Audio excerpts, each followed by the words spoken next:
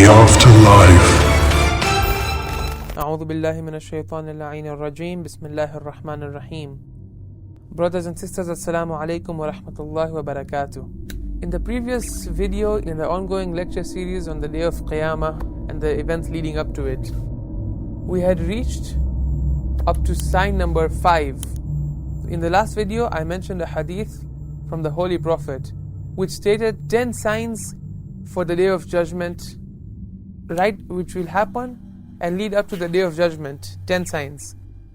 Number 1, ad-dukhan, the smoke, which will be covering all the lands. Secondly, you will have the arrival of Dajjal. Thirdly, you will have the arrival of Isa ibn Maryam alayhi salam. Fourth was the rising of the sun from its setting place. And lastly, which we discussed in the last video, was the dabbatul ard.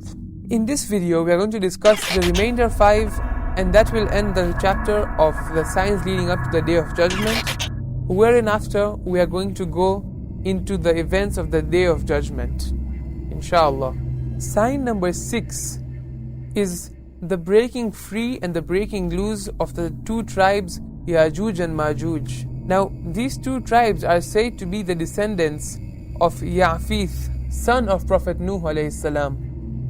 Now, they are associated with different parts of the eastern world, that is Atlantic Russia, extending from Moscow to Mongolia.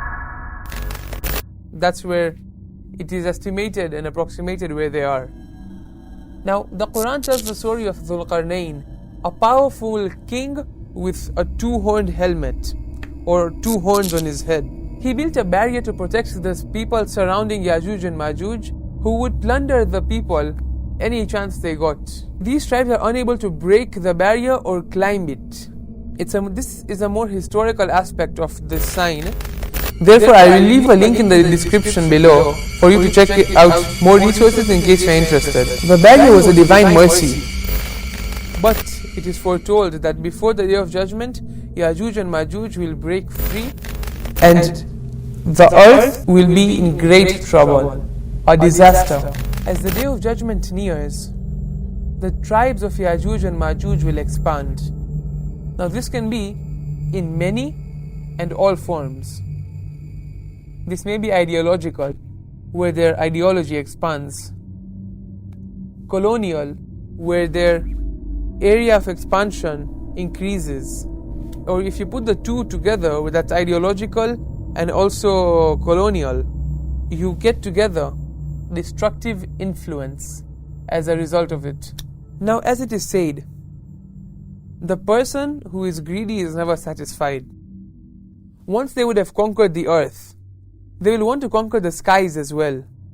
Therefore, they will shoot arrows into the sky in order to kill the inhabitants of the sky. It is said that the arrows will go up and come down with blood on them, and they will think they have dominated over the people of the earth and also in the heavens. At that point, when pride overtakes Yajuj and Majuj, Allah will create a worm which will enter their ear and kill them.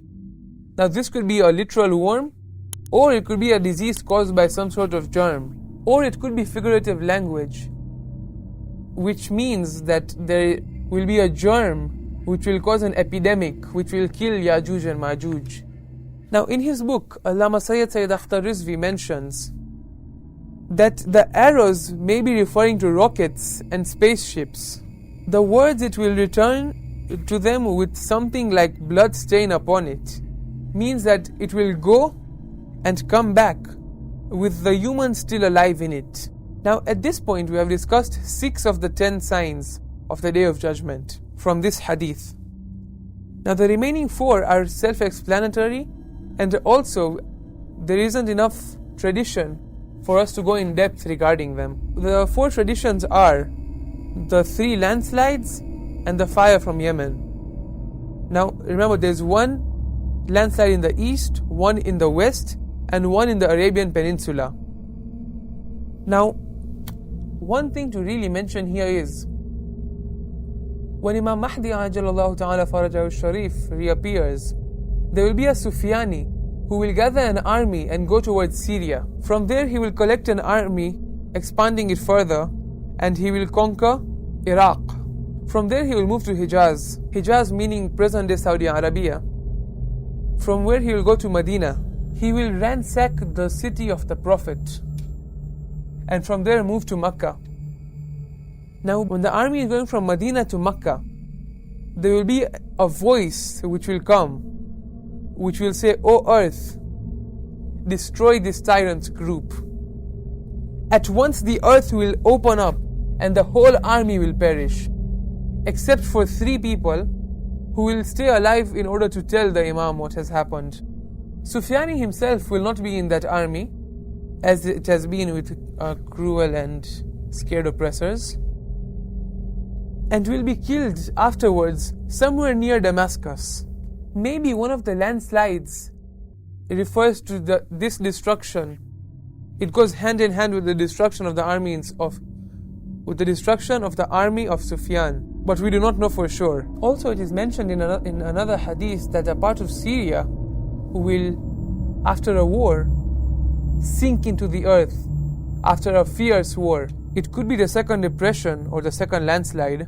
We still cannot say. We do not have enough evidence. And speculation is not the way to go when it comes to matters of Islam. However, a tantalizing explanation may be that there will be a war between the Arab Middle East and Israel, or its boss, the USA, who will use nuclear weapons to subjugate Syria. And the specific area, which is Al-Jabiya, will be the target of the atomic bombs. Of course, only time will tell what these traditions actually mean. Further, it is important to mention that the true timing of Qiyamah is knowledge that only Allah has. Not even the Prophet, the Habibullah, even he did not have that knowledge. The angels do not have that knowledge. Allah alone is the possessor of the knowledge of the time of the Day of Judgment. It also remains uncertain in which order these signs would have been, in the sense that it's not a must that it comes in the order we have discussed it in.